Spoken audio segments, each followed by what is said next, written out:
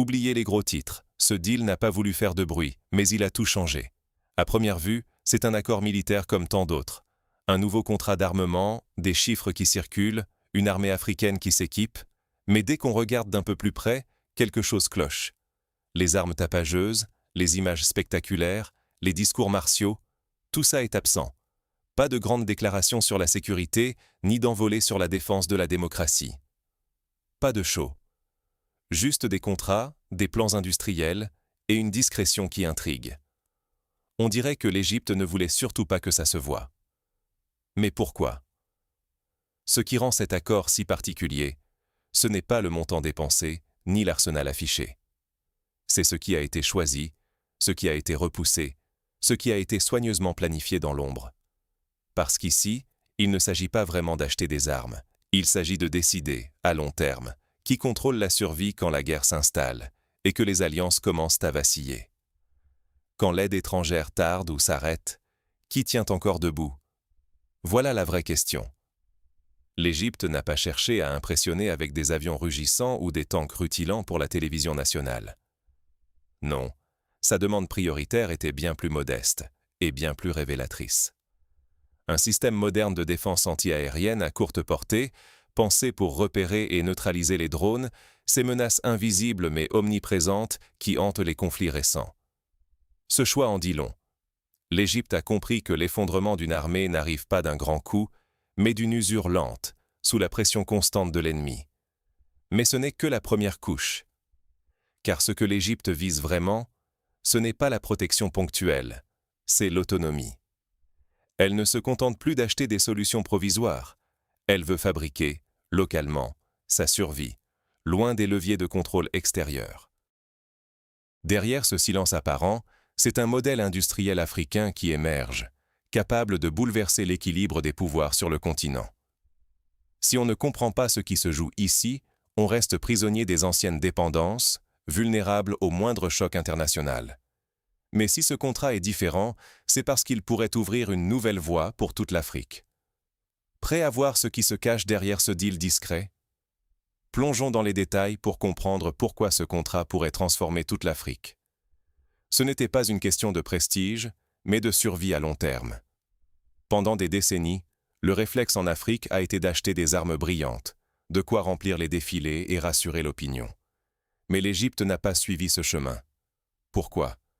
Parce que le vrai enjeu n'était pas de montrer sa puissance, mais de garantir qu'elle tiendrait debout quand la tempête viendrait. Derrière les chiffres froids des contrats et les photos d'appareils neufs, l'Égypte visait autre chose. Une sécurité qui ne dépend plus de la générosité, ni de l'humeur de l'étranger.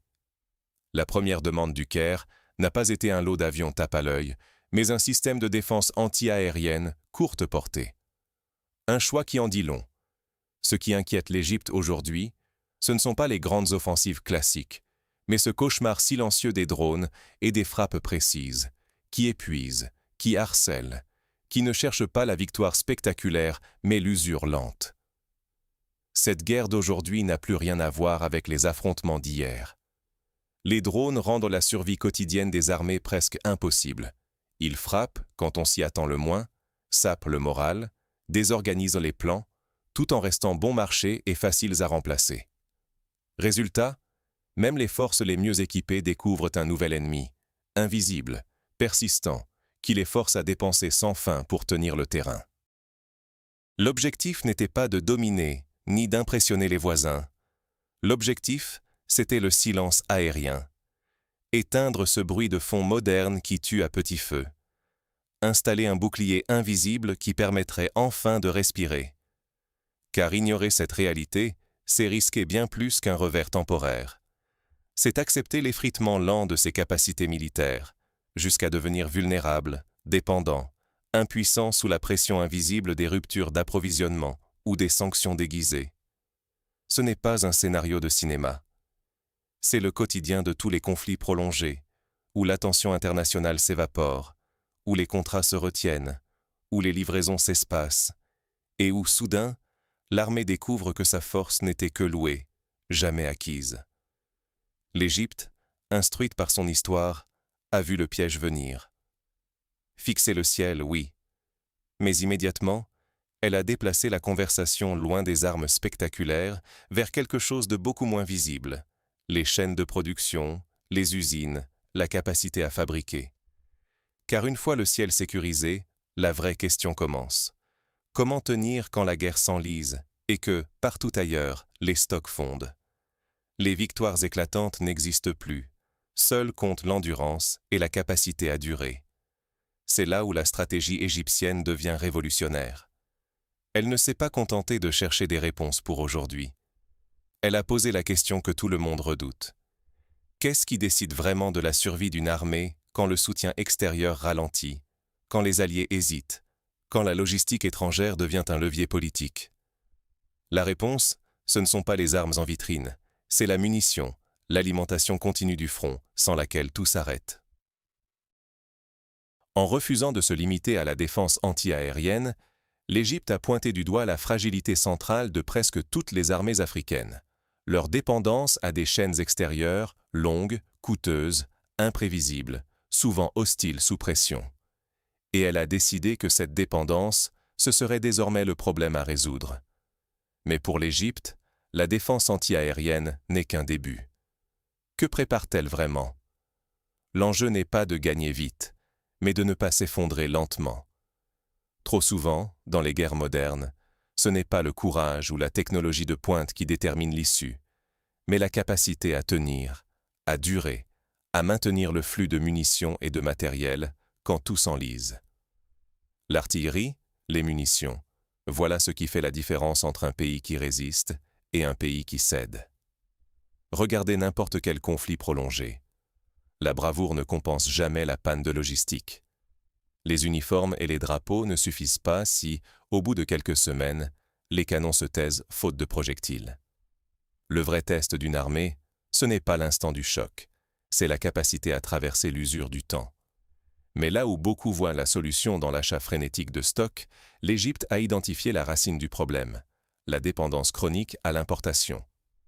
Cette dépendance, c'est accepter que la puissance de son armée soit dictée, non pas par ses propres moyens, mais par la rapidité d'un cargo, la volonté d'un fournisseur ou le bon vouloir des grandes puissances. Un contrat signé ne garantit pas la livraison. Un arsenal plein aujourd'hui ne garantit rien demain, surtout si les alliances internationales tournent, si les routes se ferment, ou si une crise éclate à l'autre bout du monde. Et chaque délai, chaque incertitude, chaque hausse de prix devient un risque pour la souveraineté. C'est accepter de pouvoir être mis à genoux, à distance, sans même un tir échangé. C'est précisément ce que l'Égypte refuse désormais.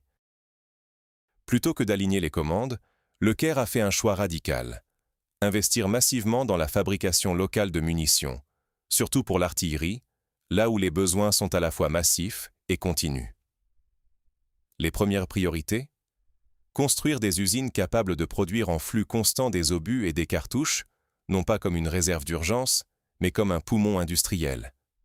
Fini le modèle du stock qui s'épuise. L'objectif, c'est la continuité. Ligne après ligne, les chaînes de production tournent, prêtes à alimenter l'armée sans rupture, à absorber les pics de demande, à résister au temps long. Et ce n'est pas un détail technique. C'est une transformation du modèle stratégique lui-même. Car, quand on fabrique chez soi ce qui nourrit l'effort de guerre, on change de posture.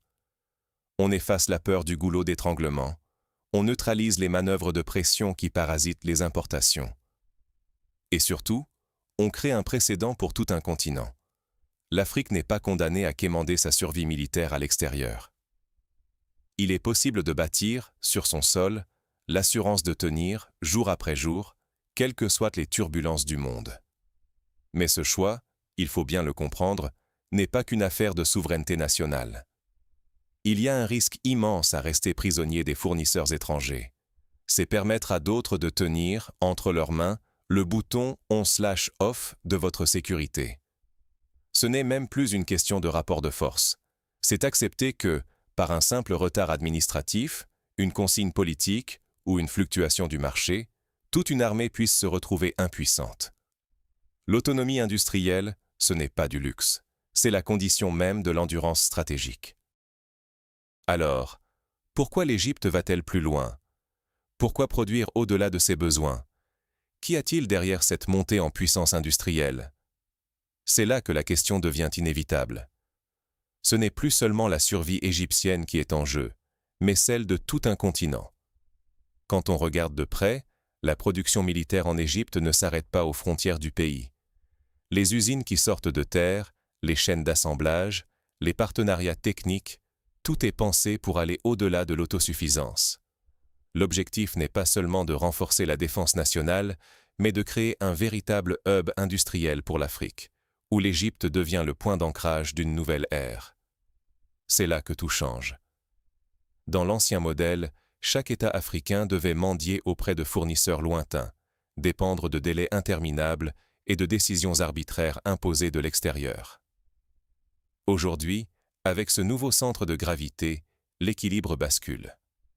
L'Égypte ne vend pas simplement des armes, elle propose une alternative régionale, fiable et réactive, à ceux qui veulent s'émanciper du système de contrôle par la rareté.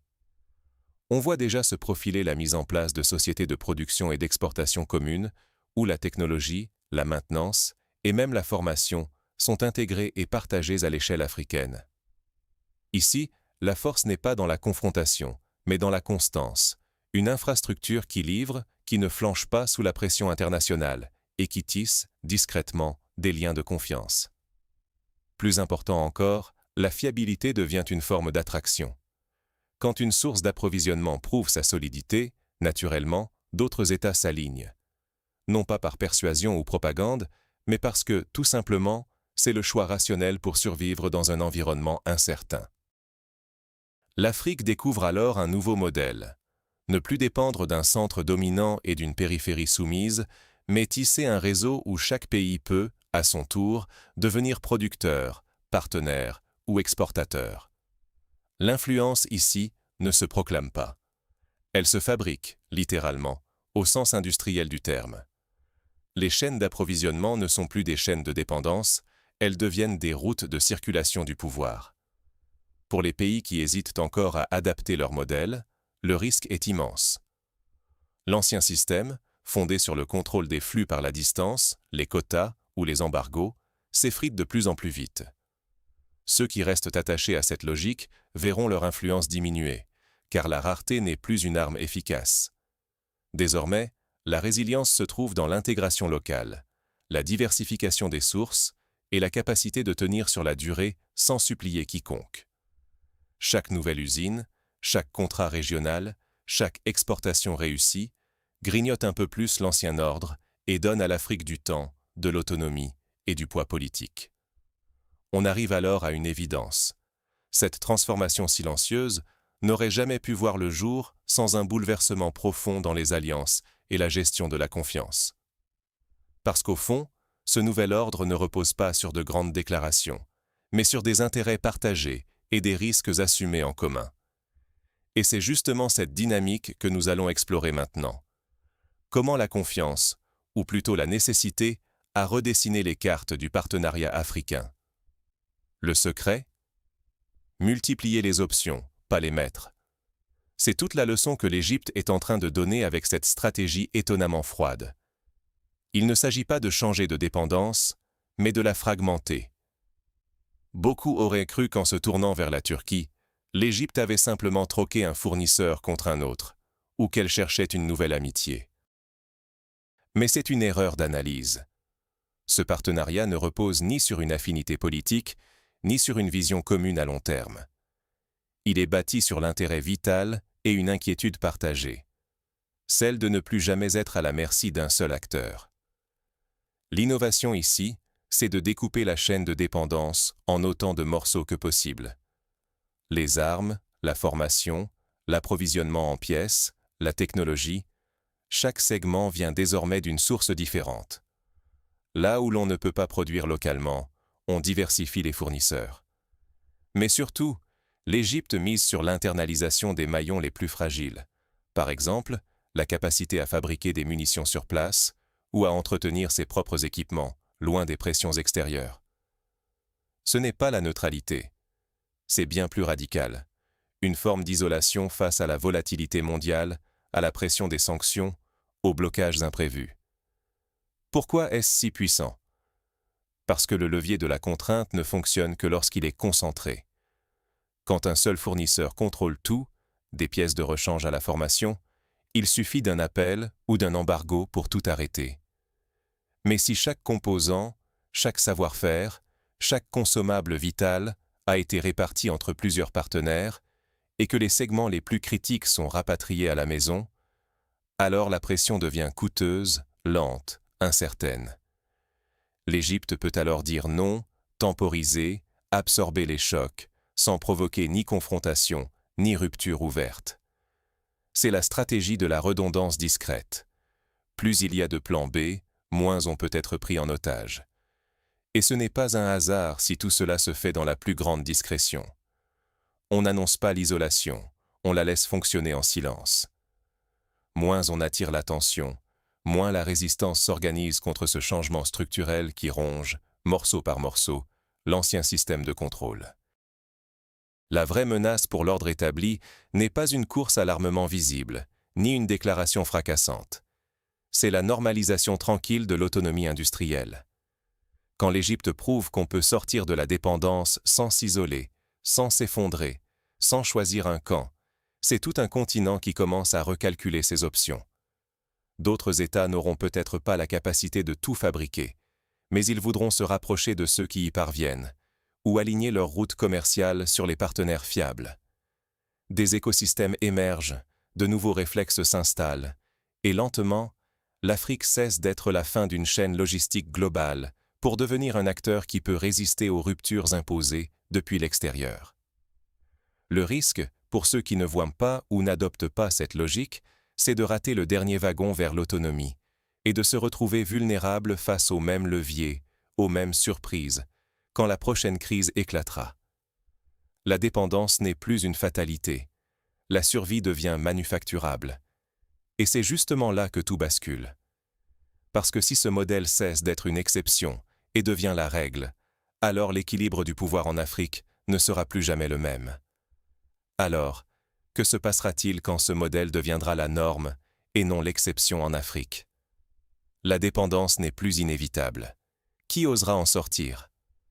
Ce que l'on croyait immuable, l'Afrique comme consommatrice d'armements étrangers, perpétuellement tenue à distance du pouvoir réel, est en train de basculer, doucement mais sûrement. L'accord égyptien n'est pas une parenthèse ni une exception. C'est un signal. Un signe discret que la mécanique du contrôle change, que le vieux jeu de pouvoir, basé sur les retards, l'incertitude et la hiérarchie, commence à se fissurer. Car lorsque fabriquer soi-même devient possible, quand les munitions ne dépendent plus d'un feu vert venu d'ailleurs, quand la réparation ne s'attend plus à l'aéroport, quand le stock ne reste plus un instrument de chantage, la pression retombe. Le rapport de force, sans bruit, se rééquilibre. Mais attention, il ne s'agit pas pour l'Afrique de s'isoler ni de se militariser. L'enjeu, c'est l'autonomie, pas la confrontation. L'ancien système fonctionnait parce que tout était prévisible. Les commandes, les livraisons, les interruptions. L'Afrique devait patienter, supplier, espérer que rien ne se bloque. Or, une fois l'outil industriel rapatrié, la prévisibilité change de camp. La sanction perd sa force. La menace de rupture n'effraie plus. Les retards ne paralysent plus des États entiers. C'est ce glissement, discret mais redoutable, qui fait peur à ceux qui profitèrent de la dépendance, parce qu'il retire les leviers sans faire de bruit, sans crier révolution. Ce qui rend ce modèle si dangereux pour l'ordre établi, ce n'est pas qu'il bouleverse tout du jour au lendemain, mais qu'il soit imitable, reproductible. L'Égypte n'a pas besoin de dominer, il lui suffit de prouver que la fatalité de la dépendance peut être brisée. Alors, chaque État qui rêve d'industrialisation commence à se poser la question fatidique. Pourquoi rester exposé? Pourquoi continuer à louer sa survie, quand on peut la produire? Cette interrogation, seule, fragilise tout l'édifice du contrôle extérieur. Car le jour où la survie ne s'achète plus, mais se fabrique, la diplomatie redevient une négociation d'égal à égal. Les partenariats cessent d'être verticaux pour devenir horizontaux, transactionnels, réparant peu à peu la souveraineté dilapidée. Il ne s'agit pas d'abolir le risque, ni d'éliminer les conflits, mais de rendre ces conflits moins exploitables, moins prévisibles, moins rentables pour ceux qui s'en alimentent depuis trop longtemps. Ce modèle ne s'accompagne pas de grandes déclarations, ni d'alliances tapageuses. Il se diffuse par nécessité, pas par mimétisme. Certains coopéreront, d'autres spécialiseront, d'autres encore choisiront leur route d'approvisionnement selon la fiabilité et non l'ancienneté. Et peu à peu, ce sont les comportements qui changent, et avec eux, les systèmes. Mais le risque, lui, persiste. Car rester passif, c'est accepter l'obsolescence stratégique. C'est prendre le risque que la prochaine crise vous trouve encore dépendant, encore à la merci de l'attente ou du refus.